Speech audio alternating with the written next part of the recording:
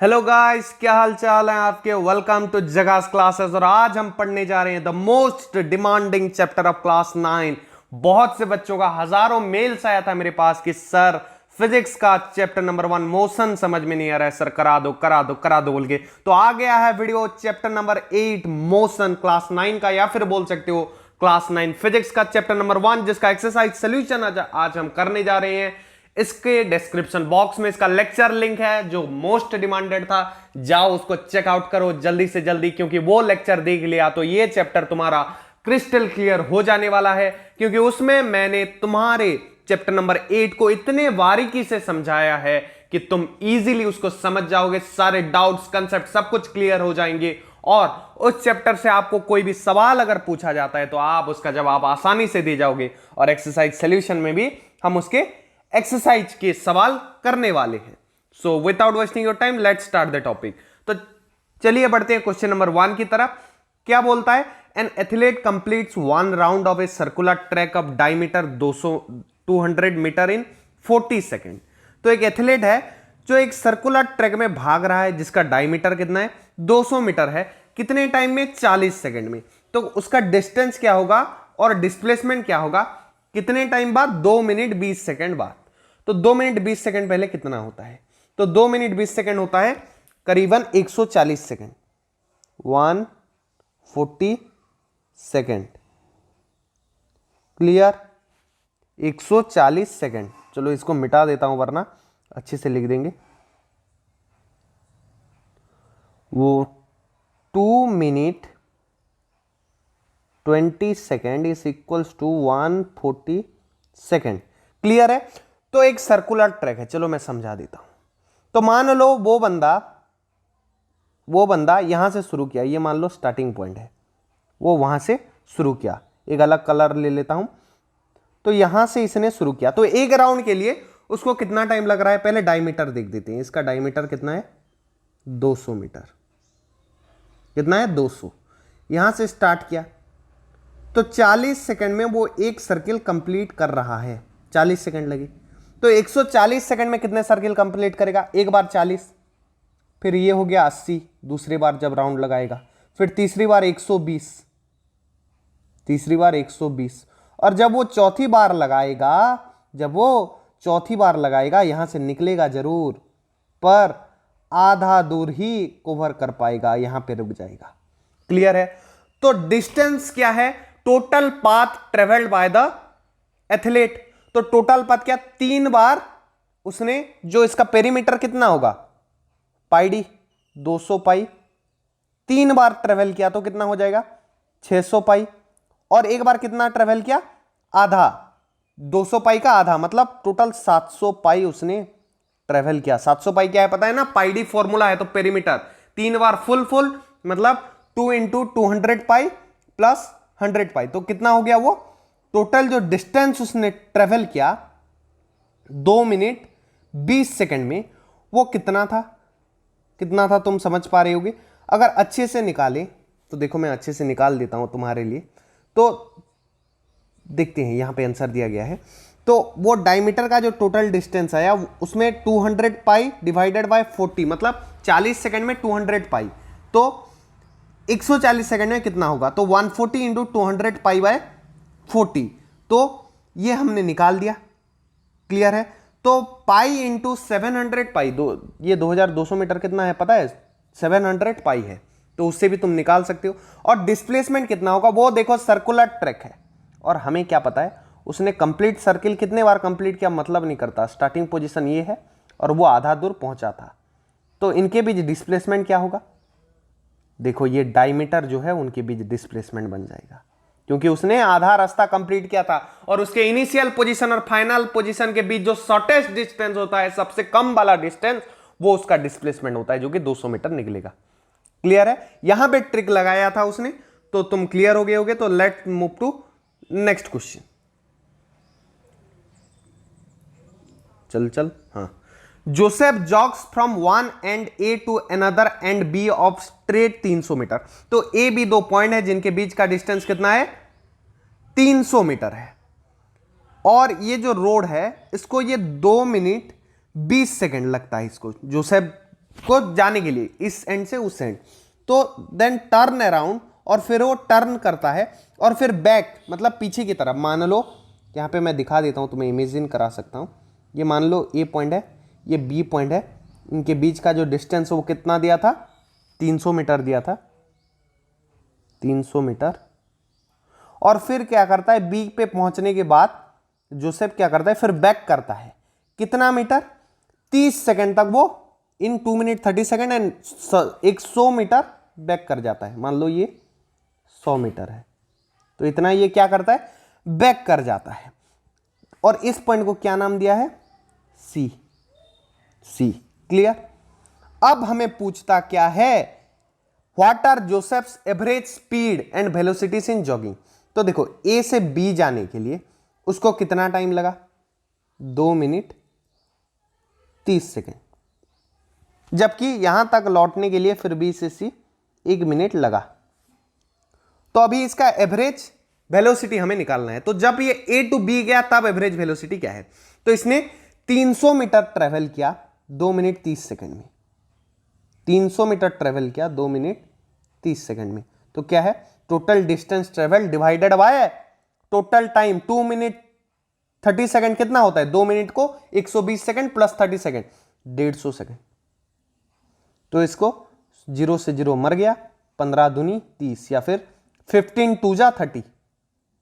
तो कितना आया answer, 2 metre per second answer आएगा। जब वो ए टू बी जा रहा है उसका वेलोसिटी कितना है, 2 मीटर पर सेकेंड। वैसे ही जब ए टू सी जा रहा है तो पहले देखो कितना वो डिस्प्लेसमेंट गया यहां पे। तो देखो यहां पे 300 गया फिर 100 लौटा, तो यहां पे कितना डिस्प्लेसमेंट होगा, 200 मीटर होगा। क्या होगा, यहां पे स्पीड नहीं पूछा है, एवरेज स्पीड। तो यहां पे ये वेलोसिटी स्पीड यहां पे दोनों सेम होगा, 2 मीटर पर सेकेंड। कहां पे, ए टू बी में दोनों कितना आ रहा है, 2 मीटर पर सेकेंड आएगा। पर यहां पे डिस्टेंस कितना ट्रेवल किया ए टू सी में, पहले 300 गया फिर 100 लौटा, तो 400 होगा। क्या, डिस्टेंस 400 होगा, पर डिस्प्लेसमेंट कितना होगा, डिस्प्लेसमेंट वो बस 200 होने वाला है। क्लियर है। तो यहां पे क्या होगा, जो वेलोसिटी होगा 400 डिवाइडेड बाय 3 मिनट 30 सेकेंड। तो आंसर डायरेक्ट दिखा देता हूं तुम्हें, देख लो यहां पे जब वो ए टू सी जा रहा है तो उसका average speed 1.9 metre per second आ रहा है, जबकि एवरेज वेलोसिटी कितना आ रहा है, जब ए टू सी जा रहा है तो वो 0.95 मीटर पर सेकेंड आ रहा है, क्योंकि डिस्प्लेसमेंट यहां पे कितना हो जा रहा है, 200 हो जा रहा है, जबकि डिस्टेंस 400 हो रहा है। बट फर्स्ट वाले केस में, ए टू बी वाले केस में दोनों सेम आ रहा है, क्योंकि डिस्टेंस जितना है डिस्प्लेसमेंट भी उतना है। डिस्टेंस और डिस्प्लेसमेंट कंफ्यूज हो रहे हो तो लेक्चर में मैंने अच्छे से क्लियर किया है, जाओ और वो वीडियो देखो। Abdul while driving to school, Abdul school जा रहा है ड्राइव करके, average speed for each trip to be 20 kilometre per hour की स्पीड से वो जा रहा है उस ट्रिप में। ऑन रिटर्न, जब वो लौट रहा है स्कूल से सेम रूट में, तब ट्रैफिक थोड़ा कम थे तो उसने स्पीड बढ़ा दिया, चाहे ट्रैफिक पुलिस भी नहीं होगा, थोड़ा मोड़ देते हैं, तो 30 किलोमीटर पर आवर में वो लौटा। तो उसका एवरेज स्पीड एंटायर ट्रिप में कैसा बना। तो पहले देखो वो स्कूल के लिए पहले कितने स्पीड में गया, 20 किलोमीटर पर आवर, लौटा कितने में, 30 किलोमीटर पर आवर में। अब उसका एवरेज स्पीड हमें क्या करना है, कैलकुलेट करना है। तो डिस्टेंस जो वो स्कूल और उसके घर का जहां से वो गया, मान लो वो डिस्टेंस डी है, वो डिस्टेंस डी है, तो उसको कितना टाइम लगेगा, डी डिवाइडेड बाय 20 जाने में, और आने में कितना टाइम लगेगा, डी डिवाइडेड बाय 30। तो ये टाइम लग रहा है। और एवरेज स्पीड क्या है, distance travelled divided by total time taken. तो डिस्टेंस ट्रेवल, तो एवरेज वेलोसिटी का फॉर्मूला क्या है, डिस्टेंस ट्रेवल्ड एवरेज स्पीड का फॉर्मूला है, नॉट वेलोसिटी, वेलोसिटी का तो 0 आ जाएगा, क्योंकि वो जहां से शुरू किया था वहीं फिर लौट के आ गया। स्पीड का ही S, distance travel divided by total time. तो टोटल डिस्टेंस ट्रेवल क्या है, गया डी फिर आया D, D plus D divided by total time कितना है, D by 20 plus D by 30। Clear है। तो क्या होगा, 2d divided by dy/20 plus dy/30, तो ये कितना हो जाएगा, ये हो जाएगा देखो 20 और 30। तो इसका एलएचएम कर देना, खुद एडिशन कर देना, मैं डायरेक्ट आंसर लिख दे रहा हूं तुम्हें। तो जब हम इसको कैंसिल कर देंगे तो dy/20 प्लस dy/30 का जो है, तो 2d और d/20 d प्लस 30 करने पे कितना आएगा, एलएचएम मान लो 600 ले लेते हैं, दोनों को मल्टीप्लाई करके बाय 50d।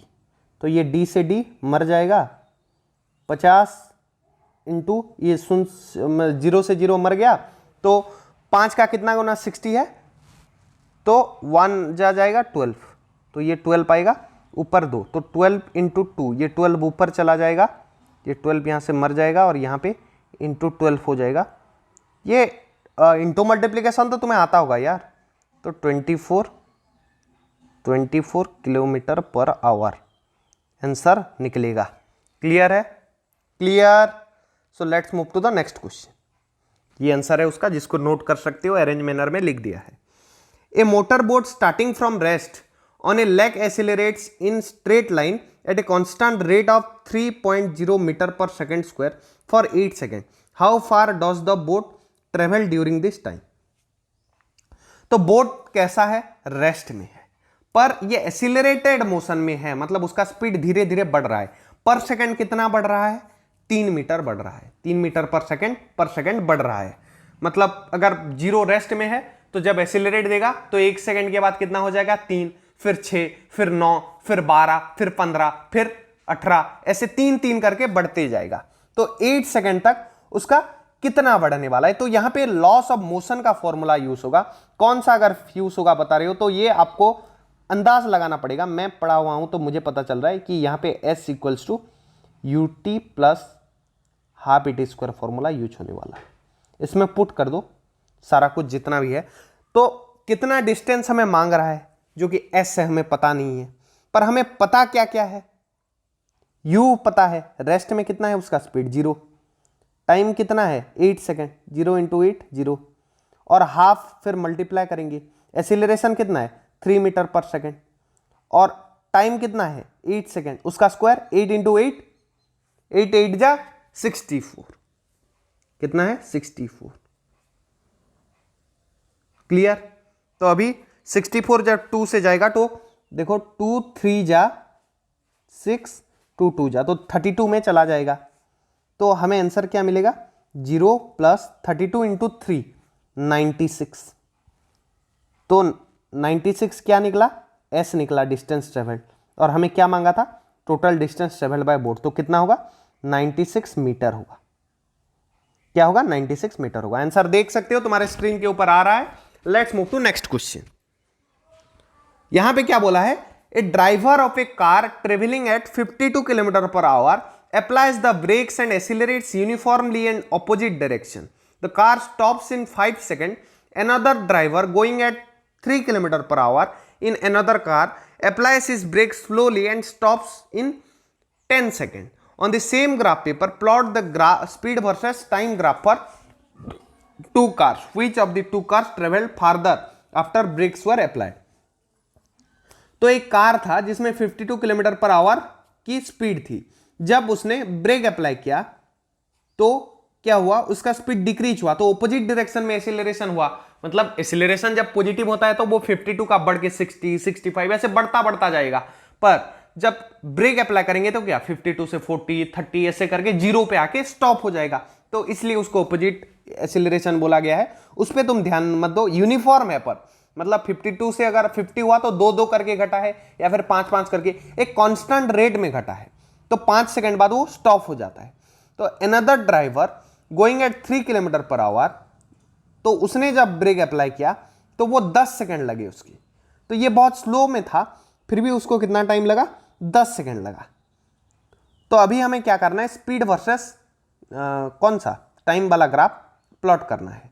तो पहले इसका इक्वेशन करना सीखो, कैसे निकालेंगे ग्राफ का जो आंकड़ा है। तो डिस्प्लेसमेंट ऑफ फर्स्ट कार, जो पहले कार का डिस्प्लेसमेंट है, पहले तो speed versus time graph apply करने में तुम्हें कुछ खास ज्ञान लगने वाला नहीं है, मैं दिखा देता हूं। तो एक कार मान लो एक्स एक्सिस में तुम यहां पे वेलोसिटी स्पीड लेगे, वाई एक्सिस में और एक्स एक्सिस में टाइम ले गए। तो यहाँ पे देखो ये कौन सा पॉइंट है 54, कौन सा पॉइंट है 54 वाला पॉइंट ये है जो उसकी स्पीड थी, और ये कौन सा 3 वाला पॉइंट है मान लो। तो 3 से ये 0 तक जाएगा, कितने 3 से ये 0 तक 10 सेकंड तक जाएगा, जबकि ये 5 सेकंड में रुक जाएगा। तो हमें क्या पता है, total displacement of each car can be obtained by calculating the area beneath the speed time graph. तो यहां पे हमें पता है कि जो स्पीड टाइम ग्राफ में जो इसके अंदर का एरिया होता है, जो कार ए के अंडर का ग्राफ के अंदर का एरिया जो भी होगा, इस ट्राइंगल का एरिया, ये जो ट्राइंगल है इसका एरिया, ये उसका क्या होने वाला है, उसका डिस्प्लेसमेंट ट्रेवल्ड होने वाला है। जबकि ये जो कार बी का जो एरिया है ये उसका डिस्प्लेसमेंट, मतलब वो कितना दूर गया। तो तुम देख सकते हो कौन सा एरिया बड़ा दिख रहा है, कार ए का एरिया बड़ा दिख रहा है एब्सोल्युटली, कार बी का एरिया बहुत छोटा है। तो इससे क्या पता चलता है कि भले ही वो ज्यादा टाइम तक रुकने में उसको ज्यादा टाइम लगाया है, शायद ब्रेक फेल हुआ होगा, 3 किलोमीटर पर आवर में किसको इतना टाइम लगता है यार। हाँ वो छोड़ो, वो जो भी हो, तो यहां पे हमें सीधा सीधा पता चल रहा है कि कार ए को ज्यादा देर वो ट्रेवल किया है, कम टाइम किया है पर ज्यादा देर ट्रेवल किया है, क्योंकि उसका अंडर एरिया जो है वो ज्यादा है। तो तुम्हें अभी एरिया ही निकालना है। देखो हमने फॉर्मूला पुट कर दिया है। For first car AOB triangle का एरिया निकाल दिया, ओबी 5 सेकंड है, ये सब यूनिट ले गए देखो, और half into half b h जो फॉर्मूला होता है ट्राइंगल एरिया का वो डाल दिए, फिर इनको डिस्प्लेसमेंट मिल गया। तुम भी ऐसे निकाल सकती हो। Question number 6 shows the distance time graph of 3 objects A, B and C। हमें क्या करना है, डिस्टेंस टाइम ग्राफ निकालना है 3 ऑब्जेक्ट्स का A, B and C। Study the graph and answer the following. तो वो ग्राफ को स्टडी करके हमें क्या करना है, आंसर देना है। तो चलो स्टडी करते हैं ग्राफ में क्या बोला है। तो यहां पे जो ग्राफ दिया है 3 कार का, देखो तो कौन फास्ट ट्रेवल कर रहा है, कौन फास्ट ट्रेवल कर रहा है। तो हम इससे देख सकते हैं कि डिस्टेंस टाइम ग्राफ है। तो डिस्टेंस टाइम ग्राफ में हमें क्या मिलता है, याद करो पहले हमें क्या मिलता था, वेलोसिटी मिलता था। तो since slope of the line is greatest, ये जो बी का देखो पूरा कंस्टेंटली बढ़ रहा है, ये बी क्या है, कंस्टेंटली बढ़ रहा है। देखो ये वाला ग्राफ ज्यादा ऊपर जा रहा है, तो इसका वेलोसिटी क्या है, ज्यादा जल्दी ऊपर जा रहा है, तो इसका स्पीड सबसे ज्यादा है। फिर कौन ज्यादा ऊपर जा रहा है, फिर सी जा रहा है, तो सी का स्पीड भी ए से तो ज्यादा है, बी से कम है लेकिन ए से ज्यादा है। फिर सबसे नीचे देखो ए है, तो ए का स्पीड सबसे कम है, ये हम पता लगा सकते हैं। Since 3 lines do not intersect at single point, 3 objects never meet at same point on road. क्योंकि कोई ऐसा जगह नहीं है जहां पे तीनों एक साथ इंटरसेक्ट कर रहे हैं। देखो यहां पे बी और सी जहां पे इंटरसेक्ट किए, ये एक जगह पे क्या कर रहे हैं, मीट किए हैं, ये भी एक जगह पे मीट किए हैं, पर तीनों कोई एक जगह पे मीट नहीं किए हैं, 2-2 करके मीट किए हैं। फिर यहां पे भी मीट किए हैं, ये और सी, मतलब तीनों कहीं पे मीट नहीं किए हैं, 2-2 करके 2-2 की जुगलबंदी में मीट किए हैं। Since there are 7 unit areas of graph between 0 and 4 on y axis, 1 graph unit equals to 4/7 kilometre. तो यहाँ पे किलोमीटर का ये ढांचा दिया है, इसका तुम पॉइंट रखो ना रखो फर्क नहीं पड़ता। अभी हमें क्या पूछता है वो तुम्हें पता ही चल जाएगा। डी नंबर क्वेश्चन का दिखा देता हूं, सी नंबर अच्छे से समझा देता हूं। Since initial point of object, चलो आंसर दिखा देता हूं तुम्हें आसानी होगी। देखो since initial point of object C is 4 graph units away from the origin, it's distance from origin is 4/7 into 4, 16/7 kilometre, where A B passes. तो ये तुम्हें कैलकुलेट करना है। देखो एक ग्राफ कितना किलोमीटर शो कर रहा है, तो 1 2 ये देखो एक ग्राफ का 4 यूनिट में दिखा रहा है, 4 8 11। तो ऐसे करके तुम गिन देना कितना ग्राफ चला जा रहा है, तो उतना डिस्टेंस में वो है। कैसे गिनना, नीचे से ऊपर की तरफ गिनना, ऐसे मत गिन देना। तो तुम्हें कैसे गिनना है, ऐसे गिनना है, डिस्टेंस गिनना है तो, और टाइम गिनना है तो ऐसे गिनना। क्लियर, ये टाइम गिनने वाला तरीका साइड से, और ऊपर की तरफ ये डिस्टेंस गिनना। क्लियर, टाइम गिन दोगे तो गलत हो जाएगा। Let's move to the next question. चलो डी नंबर बता देता हूं। Distance that object B has covered at point where it passes C is equals to 9 graph unit, therefore total distance travelled by B when it crosses C. ये वही गिनने वाली काम है। चलो question number 7, a ball is gently dropped from a height of 20 metre. एक ball को 20 metre ऊंचाई से ड्रॉप किया गया, गिराया गया, तो अगर इसका वेलोसिटी इंक्रीज यूनिफॉर्मली हो रहा है, कैसे 20 मीटर पर सेकंड की एक्सीलरेशन के साथ इंक्रीज कर रहा है, तो at what velocity will it strike the ground. तो देखो यहां पे कौन सा फॉर्मूला पड़ेगा न्यूटन के लॉस का, तो सीधी बात बोल दूं यहां पे जो फॉर्मूला पढ़ने वाला है वो थर्ड लॉ ऑफ मोशन पड़ेगा। थर्ड जो लॉ का फॉर्मूला था ना, कौन सा था, याद करो कौन सा था, v square minus c square equal to 80। तो देखो फॉर्मूला मैं डला देता हूं तुम्हारे लिए। तो पहले तो हमें u पता है कि वो रेस्ट में था, दूसरा क्या पता है, डिस्टेंस ट्रेवल 20 मीटर है, एक्सीलरेशन 10 मीटर पर सेकंड है, तो हमें s मिल गया, a मिल गया, u मिल गया। अब क्या जानना है, टाइम जानना है, कितना टाइम लगा उसको। तो यहां पे क्या टाइम दिया गया है, नहीं दिया गया है। तो पहले हमें ऐसा एक फॉर्मूला लगाना पड़ेगा जहां पे हमें फाइनल वेलोसिटी मिल सके v, और हमें क्या क्या गिवन है, u, s और a। तो फॉर्मूला कौन सा पुट हुआ देखो, therefore v square is equals to 2 into 2 क्या है, 2 है, 2 है, जो 10 मीटर पर सेकंड क्या है 80, 2a और क्या है ये s, 2as, v square minus c square equals to 2as, ये वाला फॉर्मूला डाला गया है। देखो v square minus u square equals to 2as, तो v square equals to 2as plus u square, तो यहाँ पे वही पुट कर दिया गया है। 2 इंटू ए कितना है 10 metre per second square into S कितना है 20 मीटर प्लस यू कितना है 0, तो यू का स्क्वायर भी कितना होगा 0 होगा, तो वही पुट कर दिए हैं। उसके बाद v निकाल दिए, तो v कितना आया, v स्क्वायर आया 400 मीटर स्क्वायर सेकेंड पर सेकेंड स्क्वायर, और v आ गया 20 मीटर पर सेकेंड। तो इसके वजह से ये लोग क्या किए, फिर ये वाला फॉर्मूला जो होता है v minus u equals to 80, v minus u equals to 80 वाला जो फॉर्मूला था वो फिर पुट कर दिए हैं। कैसे पुट कर दिए हैं देखो, तो हमें v मिल गया, u मिल गया, तो v माइनस यू कितना आया, v आ गया 20 minus 0 equals to 20 divided by acceleration कितना है 10, तो 2 आ गया, तो टाइम कितना लगा 2 सेकंड लगा। क्लियर, दोनों निकल गया answer. So let's move to question number 8। The speed time graph for a car is shown in figure 8.12। तो देखते हैं ग्राफ, तो ये ग्राफ हमें दिख गया। Find how far does the car travel in fast 4 second, said area under the graph that represents the distance travelled by car during period. तो find how much, ये कार का डिस्टेंस स्पीड टाइम ग्राफ दिया गया है, और speed time graph से हमें distance कैसे पता चलता है, एरिया अंडर द ग्राफ से। तो 4 सेकंड तक जो भी ग्राफ था उसके अंदर का एरिया क्या होगा, उसका डिस्टेंस ट्रेवल्ड होगा। तो ये देखो येलो कलर में शेड कर दिए हैं, तो वो उसका क्या है डिस्टेंस है। Which part of the graph represent uniform motion, तो कौन से पार्ट में यूनिफॉर्म मोशन चल रहा है। तो देखो लग तो नहीं रहा है कहां पे कि यूनिफॉर्म मोशन चल रहा है, क्योंकि जब यूनिफॉर्म मोशन चलेगा तो ग्राफ को जैसा रन होगा, मान लो ये ग्राफ को मैं चलो ऑरेंज से दिखा देता हूं, तो ऐसे रन होगा straight parallel to x axis. जब रन होगा तो उसका मोशन कैसा होगा, क्या होगा, यूनिफॉर्म होगा। तो यहां पे जो पता चला, since speed of car doesn't change from point x6, देखो यहां से यहां तक कुछ ज्यादा चेंज दिख नहीं रहा है, ये थोड़ा स्ट्रेट टाइप का दिख रहा है, तो ये जगह क्या है, यूनिफॉर्म मोशन है। थोड़ा गौर से देखोगे तो पता चलेगा ये जो 6 से 8 वाला रीजन है, यहाँ पे देखो ग्राफ ज्यादा ऊपर की तरफ या नीचे की तरफ नहीं हो रहा है, तो उसको तुम लिख सकते हो कि यहाँ पे कार यूनिफॉर्म मोशन में चल रहा है। तो चलो इसका आंसर भी मैं तुम्हें दिखा देता हूँ, देख लो। Next let's move to question number 9। तो क्वेश्चन नंबर 9 क्या बोलता है, state which of the following situation are possible and give an example for each of this. An object with a constant acceleration but with 0 velocity. क्या ये possible है जो constant acceleration में हो पर उसका वेलोसिटी 0 हो।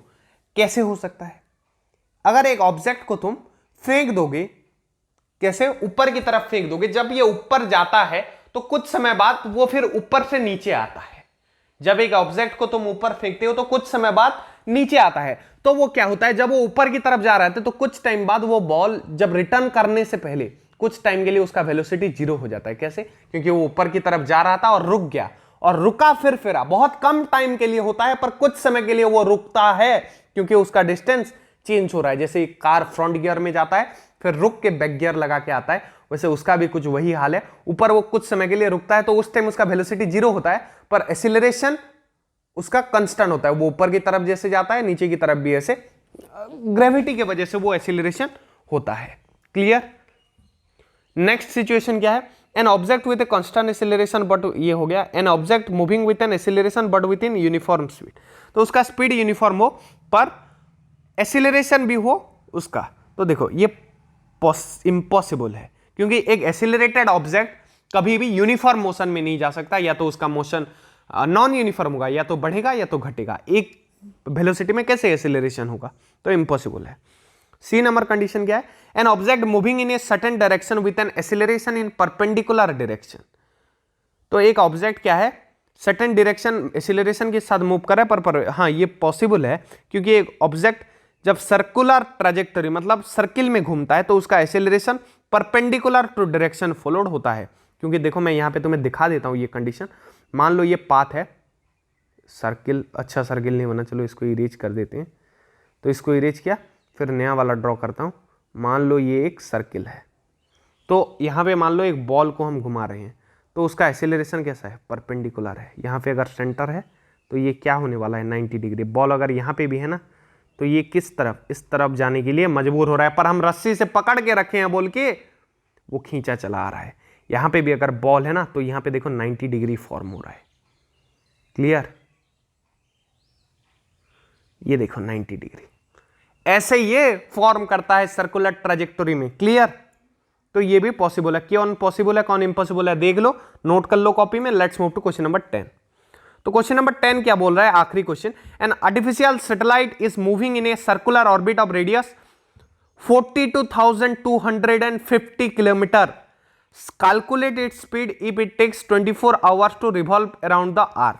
तो एक सैटेलाइट है जो सर्कुलर ऑर्बिट में घूम रहा है, जिसका रेडियस कितना है 42,250, तो इसका स्पीड कैलकुलेट करना है। अगर ये पूरे राउंड को घुमाने के लिए 24 आवर ले रहा है, तो पहला देखो उसका ये रेडियस दिया है, रेडियस कितना है 42,250 किलोमीटर, और हमें पता है पेरीमीटर में वो घूम रहा है जो कि ऑर्बिट है, तो पेरीमीटर क्या होगा 2 × पाई × r इक्वल्स टू 42,250 × 2 पाई।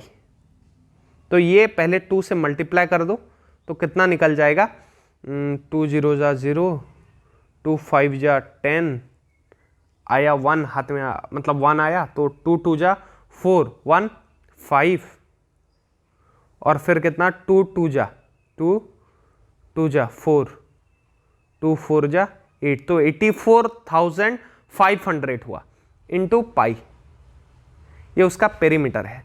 तो इतना डिस्टेंस वो कितने टाइम में कवर कर रहा है, इतना किलोमीटर कितने टाइम में कवर कर रहा है 24 आवर में। तो जब हम इसको डिवाइड मल्टीप्लाई करने के बाद जो आंसर आएगा, कैलकुलेटर में करके देखना, अपने आप करना, एग्जाम में खुद करना पड़ेगा, मैं कर दे रहा हूँ, 11,065.4 किलोमीटर पर आवर। क्लियर, ये आंसर आने वाला है। देखो आंसर देख लो, पूरा प्रोसेस में दिया गया। इसी के साथ तुम्हारा चैप्टर का एक्सरसाइज सॉल्यूशन होता है, एंड ये मोस्ट डिमांडिंग चैप्टर था, और मैंने फिजिक्स का लेक्चर इतने अच्छे से कवर किया है कि हर एक बच्चे को इसका कंसेप्ट, इसका जो कंसेप्ट होगा, डाउट्स भी उसके अगर होंगे पहले से, स्कूल में नहीं समझा होगा तो भी समझ जाएगा। इतने बारीकी से, इतने अच्छे से, इतने एक्सप्लेन करके मैंने पढ़ाया ना कि तुम बिना समझे रह नहीं सकते। तो जाओ डिस्क्रिप्शन बॉक्स में चेक करो लेक्चर का लिंक, और लेक्चर वीडियो नहीं देखा तो यार क्या देखा, और मोशन चैप्टर हलवा बना दिया है मैंने लेक्चर में, लेक्चर देख के तो देखो। तो इसी के साथ मैं लेता हूं तुमसे विदा, मिलते हैं अगले वीडियोस में, तब तक पढ़ते रहो, झकास क्लासेस देखते रहो। जय हिंद, वंदे मातरम।